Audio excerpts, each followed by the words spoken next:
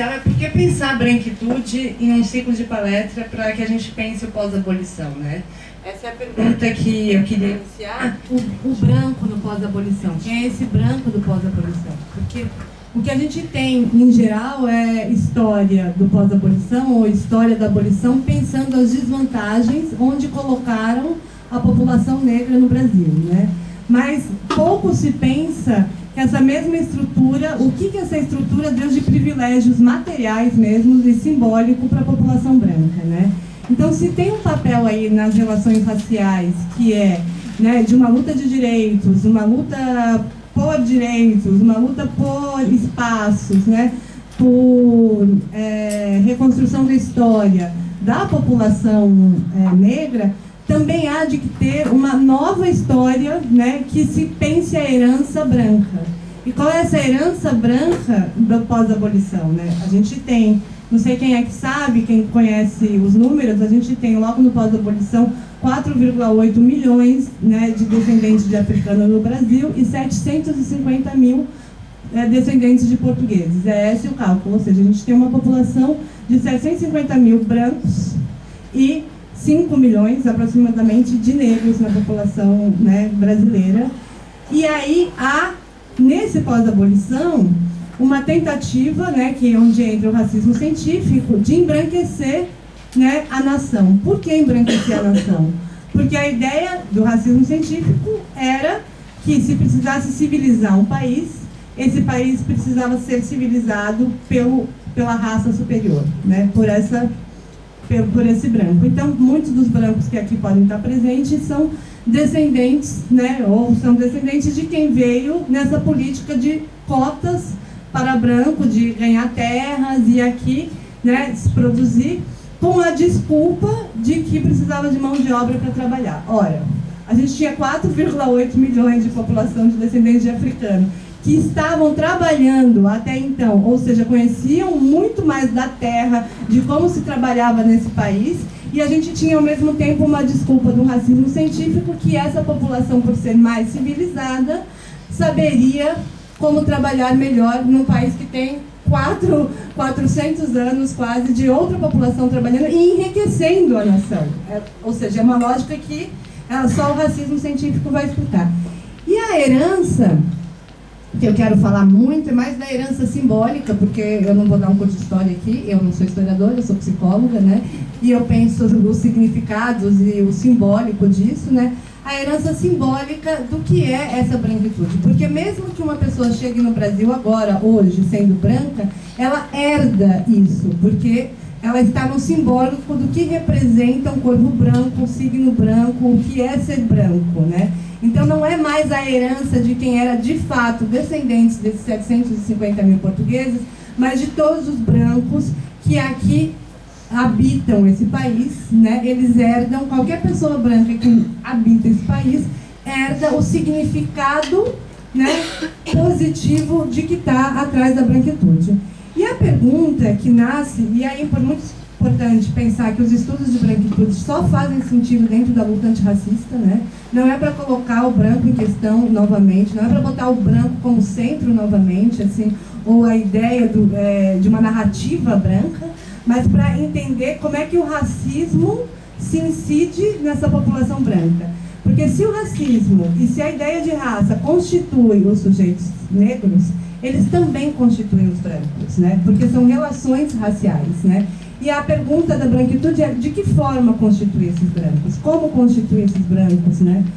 A Maria Aparecida Bento, quando ela começa, que é uma psicóloga negra que traz os estudos de branquitude para o Brasil, ela tem uma pergunta, ela entra em contato com os estudos do Florestan Fernandes, que, né, dos estudos da Unesco, que vão pensar o racismo, e o Florestan Fernandes, ele vai dizer sobre a inserção do negro na sociedade de classes, e ele vai dizer que a escravidão deturpou o negro, né? Ou seja, ele teria algo que ele chama de anomia, ou não consegue seguir as leis, ou a família não é organizada, ou dessa forma ele não incide e não se insere na sociedade de classes.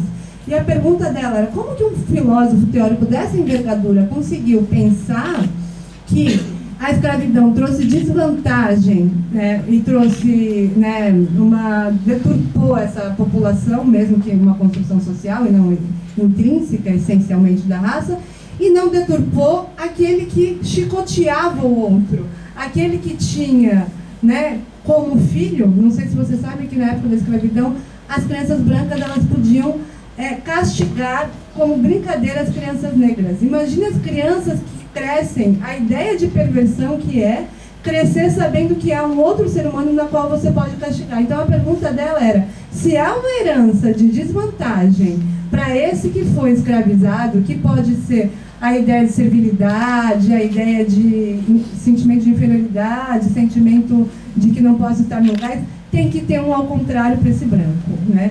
E essa ideia para esse branco é uma herança que se baseia numa suposta ideia de superioridade, né? E aí que está a ideia dos estudos críticos de branquitude, que é tentar entender como é que isso se constrói. Então, quando a gente vai pensar a branquitude, a gente está pensando o quê? Como que a ideia de raça, e essa ideia de raça construída no século XIX, né, ela vai ser apropriada pelas pessoas que são brancas, que são consideradas brancas, né? Passa para mim, depois eu vou voltar para esse slide. E o que é essa ideia de raça? Quem tem aula comigo já viu, eu sempre falo isso porque não dá para pensar a identidade racial sem pensar a ideia de raça. A ideia de raça é a ideia de que um fenótipo vai ter uma continuidade moral, intelectual e estética por trás. Ou seja, né, se você, e esse exemplo também eu sempre dou, mas como tem outras pessoas novas aqui, se eu falo para vocês, imaginem um médico para fazer uma cirurgia no coração de vocês. E a resposta é um homem branco. Se vocês não pensaram numa mulher negra, ou numa mulher branca, ou num homem negro, e pensaram num homem branco, vocês estão usando a ideia de raça. Porque a ideia de confiabilidade, a ideia de competência, a ideia de inteligência está passando por trás, né, disso que junta gênero e raça, que é essa masculinidade da competência e o branco, né? Então a gente está sempre usando a ideia de raça, que é a ideia de que um fenótipo vai ter uma continuidade moral, intelectual e estética por trás. Só que o próprio grupo que inventou isso no século XIX, ele se colocou como superior nessa escala de valores, né? Eles inventaram a ideia de raça, havia uma pergunta no ar, e era uma pergunta que a gente já fez, né, e todo mundo faz, por que há desigualdade entre os seres humanos? A ideia de raça surge para responder isso, teriam várias outras respostas ali no ar, tipo, desde a ideia econômica de exploração, ou a ideia de onde tem mais frio, as pessoas trabalham mais, onde mais calor, trabalham menos. Todas essas ideias, e surge também essa ideia de raça por uma pseudociência, que é, somos desiguais porque somos biologicamente desiguais e há grupos superiores e grupos inferiores. E o próprio grupo que se inventou essa ideia de raça se colocou como superior. Então, todo mundo que vai estudar branquitude, vai pensar branquitude, não importa se é nos Estados Unidos, no Brasil, na Austrália, em qualquer lugar, vai pensar que essa ideia de branco é constituída pela apropriação da brancura. A brancura é a cor da pele da pessoa, ou seja, a pigmentação, apropriada dessa ideia de raça, porque a brancura por si só não diz nada, que nem a melanina que as pessoas na pele não diz nada se você não pega o signo e o significado do que é a ideia de raça construída, né, ali no século XIX. Então, o branco, essa pigmentação apropriada dessa ideia de raça, né, que vai se pensar superior moralmente, superior intelectualmente, esteticamente, nesse lugar. Agora, o que seriam os privilégios, né, próprios da branquitude nesse pós-abolição e que vai gerando até hoje? Dos simbólicos e das questões simbólicas, dos valores simbólicos do que é a branquitude, é a ideia de quem tem raça é o outro.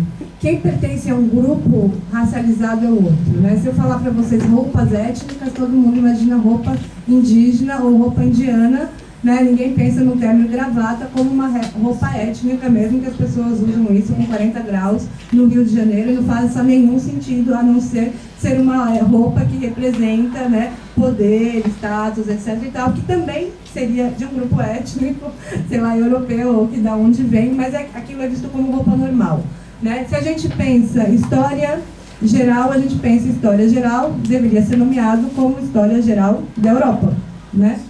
E o resto, né, a gente pensa em história indígena, história das Américas, histórias da África. Então, a ideia de que a população branca é uma particularidade que se pensa universal é o que está no cerne daquilo que é a branquitude. Eu não sei quanto que vocês acham da população mundial é branca, mas a China não é branca, a Índia não é branca, a Ásia não é branca, as Américas nativas não são brancas. Até pouco tempo atrás, o cálculo era 19% da população mundial é branca. Ou seja, a Europa e os eurodescendentes, né, nas colonizações. Mas é uma particularidade que se pensa como padrão de humano, padrão de humanidade, né? E aí, o que isso vai dar como resultado, por exemplo, nas instituições, nas universidades, sei lá, no departamento que a gente estuda, etc. e tal? É que quem tem raça é o outro, quem tem etnia é o outro, todo branco se acha um indivíduo, né? Um indivíduo que representa a si mesmo e não como parte de um grupo racial. Isso que está no cerne da branquitude. Eu lembro que eu estava uma vez numa empresa fazendo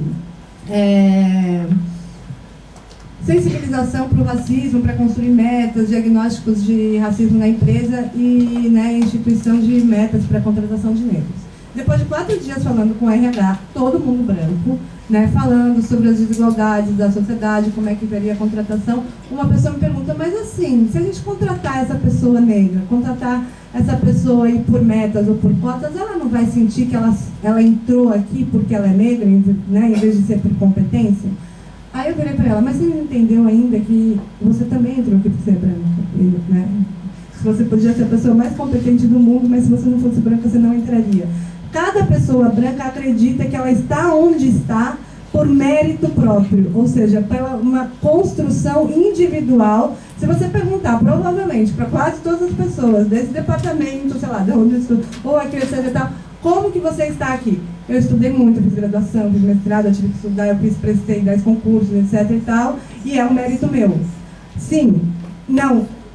A resposta ela é ambígua porque é o seguinte: é mérito, sim, no sentido de que a pessoa pegou a oportunidade e conseguiu fazer alguma coisa, mas se ela não estivesse dentro deste grupo onde ela está, ela não teria essa oportunidade, né? Então, o que é o próprio dessa ideia de branquitude? É achar que cada coisa individual, cada conquista individual é de si mesmo, né? E não de um grupo da qual ela pertence. E, na verdade, todas as desigualdades do país, elas estão relacionadas ao grupo que as pessoas pertencem, né? Então, a ideia de mérito está colada com a ideia de branquitude, que é a ideia de que o indivíduo represente a si mesmo quando ele é branco, enquanto os negros e os indígenas representam um grupo. Isso faz parte da ideia de que os grupos racializados, o grupo vem antes do que o indivíduo, enquanto, né, os brancos, que são um grupo racializado, essa é a teoria da Maria Aparecida Bento, eles são um grupo racializado, essa racialidade colocam eles num lugar de vantagem estrutural na sociedade,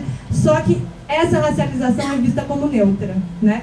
Tanto que quando vai se falar de raça, às vezes eu falo 10 horas de branco, né, de branquitude, que é o que eu estudo, quando eu termino de falar, Lia, você que estuda negro, né, tipo, você que estuda o outro da raça, né, porque quem tem raça é o negro, quem tem etnia é, né, as sociedades indígenas e o branco é o padrão de humanidade.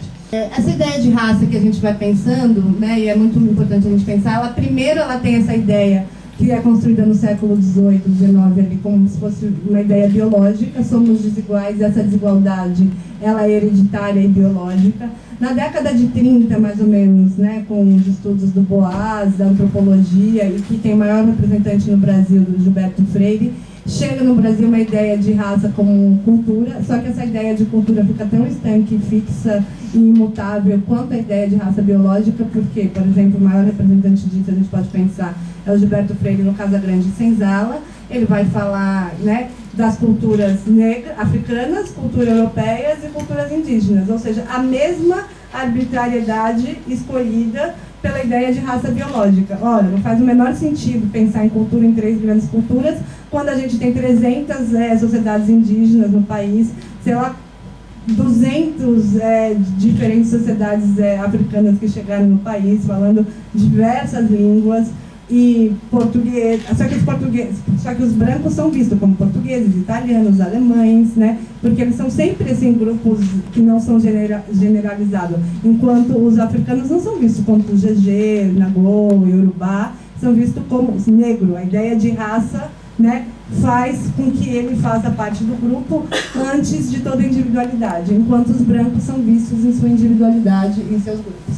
Então, Gilberto Freire ele vai falar do branco português, né, dos indígenas, como se fosse um grupo só, e dos africanos como se fosse um grupo todo. E os brancos são só o português, como ele vai falar no Casa Grande Senzala, né? E essa ideia, a Lilian Schwartz sempre vai falar que a metáfora do Casa Grande Senzala é o seguinte, que ele vai dizer que a cultura e a construção de Brasil, ela é o Rio Amazonas, ou seja, a metáfora é o Rio Amazonas são os brancos e os afluentes são os negros e os indígenas, mas a construção de nação e de civilização é branca, enquanto os negros contribuíram com afeto, os indígenas contribuíram com o banho, é assim que aparece o Casa Grande, ou seja, as culturas ficam superiores e inferiores, tal qual a raça biológica superior e inferior. É uma mentira completa, porque não tem, acho que uma lâmpada pregada do sudeste para cima, não vou falar do sul, que tem mais especificidade, que não foi feita por mãos negras nesse país. Não tem construção cultural, não tem construção de fato, de construções mesmo, não tem nada que não é construído por mãos negras do sudeste para cima, e a ideia é que aparece como contribuição, né? É assim que aparece no Gilberto Freire. Então fica essa ideia de superioridade e inferioridade tal qual. E como que a gente vai pensar raça para poder falar, nós queremos cotas, né? A gente está usando a ideia de raça, nós queremos uma disciplina de psicologia e relações raciais. Não há nada de biológico, não há nada de cultural como essência. O Cabengele Emanuel, que vai vir aqui maravilhoso, ele vai dizer, brancos e negros não são como macieiras e bananeiras que vão dar bananas e maçãs, né? As culturas circulam, né? Não há nada de essência, mas o que há é o racismo. A gente tem um país que é racista e essa ideia, o racismo produz a ideia de raça e o racismo é desigualdade, né? Então, é muito importante pensar que quando a gente está falando de raça e desigualdade de branquitude, a gente não está falando, e isso é fundamental, a gente não está falando de luta identitária. Porque volta e meia alguém vem falar assim, é você que faz luta identitária, que a minha identidade separa. Não, a gente não está falando de um marcador identitário. Pode vir a ser uma construção identitária, né, a luta da ideia de raça, mas nós estamos falando de um marcador de desigualdade na sociedade brasileira. O que é um marcador de desigualdade, né? Como que a gente sabe que há algo que é um marcador de desigualdade e por que é estrutural? O que é estrutural e o que é desigualdade no Brasil e não é um marcador de diferença?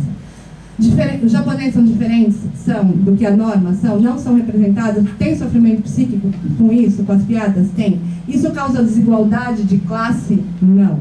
Isso causa desigualdade da oportunidade de empregos? Não. O judeu é representado religiosamente no país? Não, porque aparece, sei lá, a religião católica, etc. Isso causa desigualdade? Não. Marcador de diferença não é marcador de desigualdade. Quando a gente está falando de raça, nós estamos falando de um marcador que gera desigualdade na sociedade brasileira e desigualdade estrutural. O que é uma desigualdade estrutural? Quando você pegar absolutamente qualquer questão da vida, né, saneamento básico, e pegar o marcador raça, e você colocar lá, você vai ver, brancos têm mais acesso a saneamento básico do que negros na sociedade brasileira. Qualquer coisa, saúde, né, acesso à saúde pública. Brancos têm mais acesso à saúde pública e particular do que população negra. Penitenciária. Né? Tipo, quem é preso no Brasil? Qual é o crime que vai preso, né? Porque não é que os criminosos brancos não são presos, os criminosos negros são presos, né? Quando a gente pegar todos os marcadores de uma sociedade, alimentação saudável, né? Alimentação saudável, e a gente pegar botar brancos e negros e ver o que é uma alimentação saudável, só para explicar como é que acontece. Uma alimentação, frutas e verduras, feito em geral na hora, não industrializada, fresca, sem agrotóxico, e a gente pegar por que vai dar esse marcador, se a gente for pensar, né? O que é estrutural? É multifatorial. E por que os brancos têm mais acesso? Porque trabalham menos tempo, tem mais tempo de fazer comida em casa, tem mais dinheiro, mais acesso a comidas mais caras, a comida industrializada é mais barata, você consegue deixar a comida industrializada pronta para os filhos e sair para trabalhar, para eles fazerem sozinhos. O resultado disso, né, que significa que é uma desigualdade. Eu dou sempre esse exemplo, eu acho ele chocante, quem já me viu falando já viu esse exemplo, mas para a gente pensar como que o racismo estrutural funciona e como que isso vai gerar privilégio para a população branca. O racismo estrutural, ele é uma máquina. Ele é uma máquina que funciona mesmo que todas as pessoas aqui resolverem que hoje, eu não acredito nisso, tá? Que há racismo on e off, mas vamos supor que existisse e que todo mundo aqui resolvesse não ser racista, o Brasil inteiro não é racista. Não adianta, porque a gente tem uma estrutura, numa sociedade racista, não basta não ser racista, com racismo estrutural não basta não ser racista, tem que ser antirracista, essa é a frase da Angela Davis. Por quê? Vou dar esse exemplo que eu sempre acho muito chocante, é o do SUS. O SUS é o maior doador de órgãos, né, na saúde, e a OMS, o Órgão Mundial da Saúde, chegou à conclusão que as pessoas que mais recebem coração na doação são os homens brancos. E a pergunta é, como assim? Né? Tipo, a fila, ela é uma fila que vem por ordem de chegada, né? Nome, sobrenome, idade. Não tem ninguém que resolve falar, não tem nenhum médico que falou, olha, isso aqui vai para um homem branco, né? Mas como que isso acontece? O que seria um racismo estrutural? Acontece que essa população mora mais perto do hospital, tem um telefone fixo, vou dar o que é multifatorial. O telefone fixo é o mesmo que está funcionando na casa há muito tempo, não trocou 20 vezes, o hospital conseguiu ligar. Tem uma rede de apoio de mulheres que conseguem fazer comida para essa pessoa com menos gordura, mais saudável, que o coração aguente mais até a hora da doação, antes de morrer. Né? Se precisa fazer uma batelada de exames em 24, 48 horas, né? Se ele não consegue na rede, para saber se é compatível, na rede pública, ele consegue via acesso privado, rede privada, fazer os exames. O resultado final é que os homens brancos recebem mais coração do que as mulheres brancas, os homens negros e as mulheres negras, né? E o mais triste dessa constatação, porque é democrático, é para todos, o SUS, é que as pessoas que mais doam órgãos são os jovens negros assassinados pela polícia. Isso significa que a gente tem, dentro de uma estrutura, uma decisão de quem nasce e de quem morre, e a gente tem, né, um racismo que ele significa falar que a vida de uma pessoa, desde a hora que ela nasce até a hora que ela morre, vai ser marcada ou por uma estrutura de vantagem, que é para os brancos, ou de uma estrutura de desvantagem para os negros na sociedade brasileira.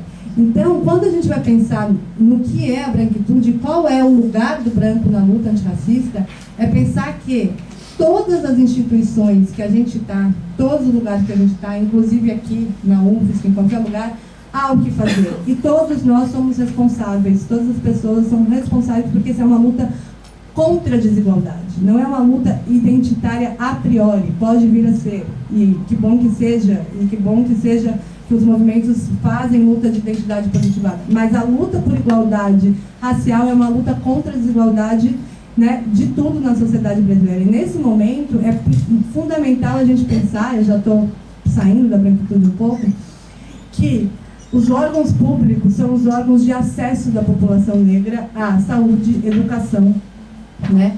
E principalmente, sei lá, Minha Casa Minha Vida, todas as políticas públicas é a maior forma de acesso e ascensão dos negros na sociedade brasileira.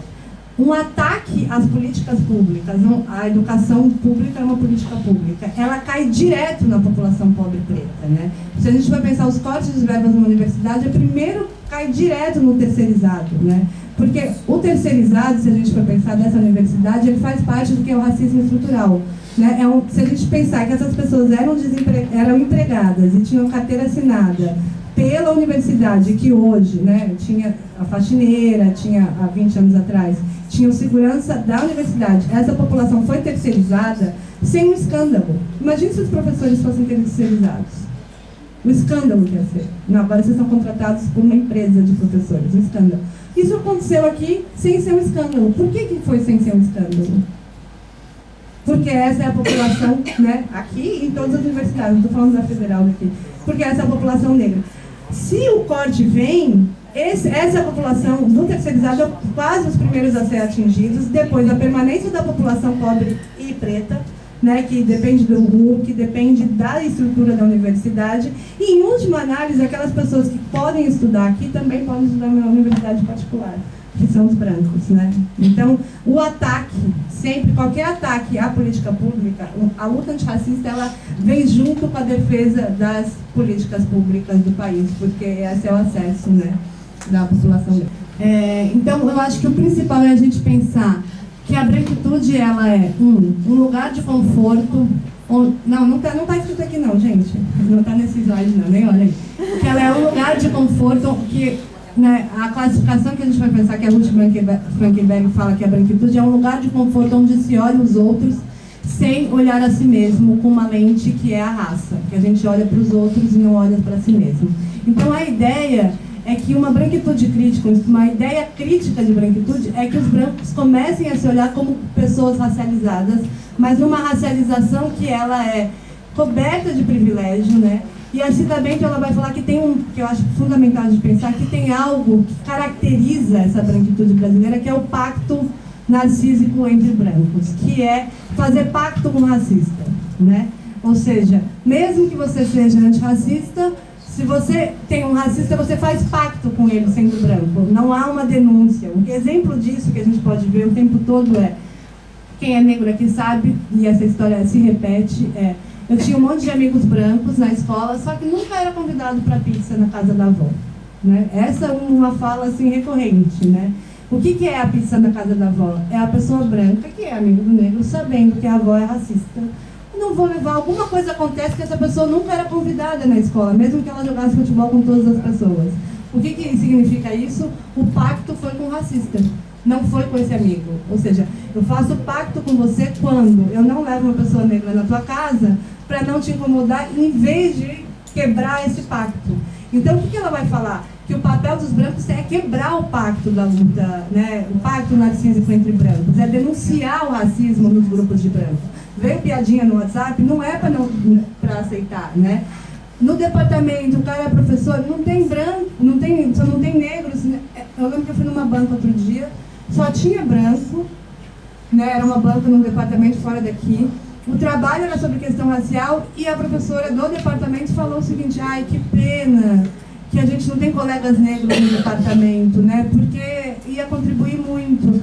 Aí eu falei, quantos anos você trabalha aqui? Eu falei, ela falou assim, 20. Eu falei assim, bom, quem mais podia ter pedido para ter cotas na pós-graduação do que você? Né? Porque assim, falar que pena, é isso que é o pacto com o racista, né? Então é responsabilidade, né, de todos os brancos quebrar o pacto com o racista, nesse sentido que tem em todos nós. E para isso eu vou terminar trazendo a ideia de letramento racial, que é da Frances Dance Twine, que é uma antropóloga negra dos Estados Unidos, na qual eu fiz um pedaço do meu doutorado, que ela cunha um termo chamado letramento racial. O que é o letramento racial? É uma resposta que cada um dos brancos individualmente pode dar para a luta e para as tensões das hierarquias raciais. É importante dizer que essa é uma resposta individual, mas ela por si só não basta. A gente precisa de políticas públicas, a gente precisa de um Estado, né, que tenha políticas antirracistas, mas a gente precisa que, quando isso aconteça também, a opinião pública dos sujeitos brancos, né, possa estar de acordo com isso, não como nós estamos que, roubou minhas vacas na universidade, não sei o que, né, tá. Então ela vai dizer que é o reconhecimento do valor simbólico e material da branquitude, que é reconhecer que é um valor, uma herança. E se a gente for pensar na dialética sartriana, ou como vocês quiserem pensar, que a herança do passado, ela também é o destino, né? Se a gente não há uma quebra, ela é uma herança, mas é o seu destino. Você tem essa herança simbólica da branquitude, mas ela é o destino que faz com que a gente esteja todos brancos, sei lá, quantos mil brancos medíocres em lugares de poder, em tomadas de decisão na sociedade brasileira, né? Nesse sentido, porque ela é uma herança e é o destino, assim como é a herança e destino das populações negras e indígenas também. Só que esse é outro destino. A ideia de pensar a branquitude é pensar como esse destino também é para os brancos, mas é para um lugar de poder. A definição do racismo como um problema social, em vez de um legado histórico, é um legado histórico, mas é um problema social atual, que é legitimado diariamente, né? E aí, nesse sentido, a gente precisa pensar poder, tal como, sei lá, expõe Foucault, né? Ninguém tem poder de essência, poder é algo que se exerce. Se isso continua há anos existindo na sociedade brasileira, é porque é um exercício diário, não é apenas um legado histórico. A gente tem hoje, agora, neste momento, um exercício diário de permanência e manutenção de privilégios e poder dos brancos, né? Então esse é um problema atual. Pode passar para mim, Renata. 3. O entendimento de que as identidades raciais são aprendidas e resultados de práticas sociais. Essa foto é da Desemota, né? Numa novela, ela é uma atriz negra que fez 98% dos papéis dela, né? Como negra e... olha o ato falho, gente. Como empregada doméstica, não foi à toa. Ou seja, é onde coloca os negros, né? Na novela. E como que é aprendizado? Como que as pessoas aprendem a ser racista, né? Eu lembro quando meu filho... O Ariel, meu primeiro filho, nasceu, eu morava em São Paulo e eu queria colocar ele numa escola que não se configurasse assim. Diretor branco, professor branco, alunos brancos, e guarda noturno e guarda da portaria negro e pessoas que trabalham na faxina e na cozinha negros. Eu rodei 12 bairros, Perdizes, Pompeia, e não tinha nenhuma escola, nem particular e pública, que não se configurasse assim. Ou seja, neste momento, uma criança de 2 anos, ela entra, ela sabe que o saber está localizado na voz de uma mulher branca, né? A diretora da escola é uma mulher branca, né? Os lugares de poder mulher branca são mulheres ou homens brancos, enquanto a faxineira... Agora, um detalhe, não é nem só a questão que a faxineira é negra ou segurança é negra, mas são as pessoas que não se sabem o nome. Ele sabe o nome da diretora, mas não sabe o nome da pessoa que trabalha na cozinha, né? Então, além de serem as pessoas negras, são as pessoas não nomeadas, são as pessoas não apresentadas, são pessoas que não são, olha, que fazem parte da escola. Assim como não são aqui pra gente também, os terceirizados não são apresentados pra gente, como funcionários, né? A gente aprende, né, esses lugares repetidamente, né? O meu filho estuda aqui no NDI, isso também acontece aqui. Quando a gente foi apresentado à escola, a escola apresentou a diretora, a enfermeira, mas eu passei na hora da cozinha, eu lembro no dia, eu estava passando com o Ariel, passou pela cozinha, tinha umas 5 terceirizadas ali. E aí já tinham apresentado todo mundo e os lugares. Aí eu falei, vem cá, vocês não vão apresentar a cozinha? Porque eu quero que o Ariel saiba o nome. E aí eu lembro que nessa apresentação a pessoa não sabia o nome da terceirizada. Sim, porque é terceirizada. Né? Então, assim, eu senti que o racismo estrutural, ele é, né, um ciclo assim, que você tem que ir quebrando de diversas formas. Por exemplo, na escola não é a boneca negra, ou a história negra, né? Ela tem que ter a boneca negra para brancos e para negros, não só para negros se sentirem representados, mas para os brancos pararem dentro do mundo. Mas também não adianta a boneca e a história sendo sempre contado por bocas e por voz de saberes brancos, né? Então, são práticas de aprendizado e a gente aprende desde sempre, né? Então, se há um aprendizado, tem que ter um desaprendizado, mas o desaprendizado não é apenas de consciência. A gente tem que ter uma estrutura que colabore para esse desaprendizado, né? Dentro das instituições. Pode passar para mim, Renan? Bom, a posse de uma gramática e um vocabulário racial que facilite a discussão de raça, racismo e antirracismo, a gente tem que conseguir falar negros, brancos, raça e racismo na sociedade brasileira, porque a gente não sabe nem nomear. Eu lembro que uma vez, eu sempre dou esse exemplo que eu acho bem chocante, era uma amiga minha, que ela era negra, o marido dela era negro e eles tiveram um filho e a enfermeira não colocou que era negro quando nasceu. E ela perguntou, por que você não colocou que é negro? Eu não queria ofender. Eu não queria ofender, é uma pergunta, tipo assim, é uma fala de quem, olha, eu não queria falar negro porque negro é ofensa. E a gente ouve isso no Brasil o tempo todo, né? Às vezes eu falo, aquele menino negro, alguém fala, não, moreno. Como se eu estivesse fazendo uma ofensa. Então a gente não tem nenhuma gramática, não tem política pública para moreno. A gente tem política pública para negros. Então a gente não tem... moreno é ofensa. Então, é isso que eu quero dizer, não tem uma política pública. A política pública é isso. Então a gente tem que ter uma gramática para a discussão desse assunto. As pessoas têm que conseguir nomear as coisas tais como, né, sem que isso seja visto como um contorno com conteúdo. A gente fala política para mulheres, política para homens, né, política para crianças, né, e por que o problema de falar políticas públicas para negros, né, é tão grande? Bom, e a capacidade de traduzir e interpretar os códigos e práticas racializadas de nossa sociedade. Eu trouxe essa foto, não sei quem conhece essa história, esse menino, ele tinha sido É um menino negro adotado por esse pai. Ele foi entrar na loja com o pai e ele foi expulso da loja, uma loja rica de São Paulo, né? E ele foi expulso como se ele fosse um vendedor. Estava ali vendendo. E aí, no dia, falaram que foi um mal entendido, que acharam que ele estava vendendo pirulito, etc e tal, blá, blá, blá. Eu lembro que um dia eu estava dando uma palestra no judiciário em São Paulo, por acaso, e a advogada do caso estava lá. E eu tinha exatamente essa imagem, foi muita coincidência. Aí eu contei, mostrei isso quando eu estava falando de letramento racial. Aí ela falou, não, mas Lia, foi um mal entendido. Eu assim, me explica, um mal entendido. Aí ela disse assim, foi um mal entendido porque é o seguinte, 2 horas antes tinha entrado um menino negro vendendo pirulito, que era o mesmo pirulito que esse menino estava na mão. E aí, quando ele entrou, a gente achou que era ele o vendedor, né? Aí eu peguei e perguntei assim, e se fosse um menino branco? Aí ela parou e falou assim, teria comprado o pirulito. Eu falei, então, é um mal entendido racializado, o mesmo que faz a polícia matar um pai com guarda-chuva, o mesmo que faz, né, a polícia arrastar corpos negros da sociedade brasileira. Ou seja, os mal entendidos brasileiros são racializados, são racistas. Então a gente tem que colocar um nome naquilo que é mal entendido e é visto como foi só uma piada, né, mal entendido. Bom, termino, né, falando que essa luta antirracista é uma luta de todos, para todos, né, para uma sociedade menos desigual. Tem lugares em que brancos ocupam que são diferentes dos lugares que os negros ocupam, lugares dos brancos, em geral, entre brancos, na luta, nas instituições onde eles estão presentes, com o grupo onde eles estão presentes.